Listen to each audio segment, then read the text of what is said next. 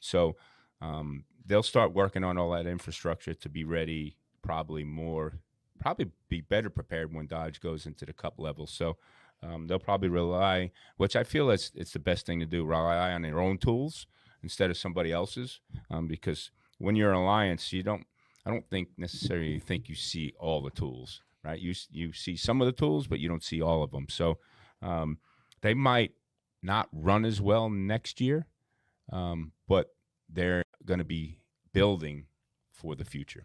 Jimmy, when you look at a guy like Justin Haley, we talked about good race car driver, Christian Eckes, another good race car driver, looking like they're going to have to step back a series or step down the ladder a little bit. How hard is that to make that decision? Because we talked about it. It's about two things in our sport, money and winning. And if you don't have the money, you better be winning. So do you, instead of taking a mid-level ride at the same level, is it better to step back into something that's a good ride in Xfinity or a good ride in trucks where you can go compete for wins on a weekly basis?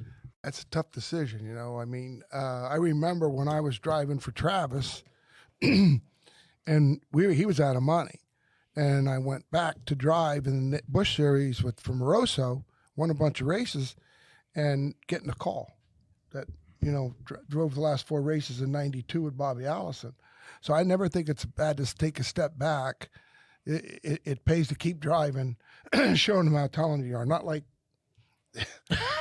don't do that. He's talented. Don't do that. So you got to tuck your tail sometimes and back up and go. Allgaier is a good example. Never made it in Cup, but had a hell of a career in Nationwide, or what do you call it, Xfinity Series. So to me, I remember Randy LaJoie winning championships and stuff. There's nothing wrong with that, okay? Because let me tell you something. In any one of them big 3 series, it's hard to win.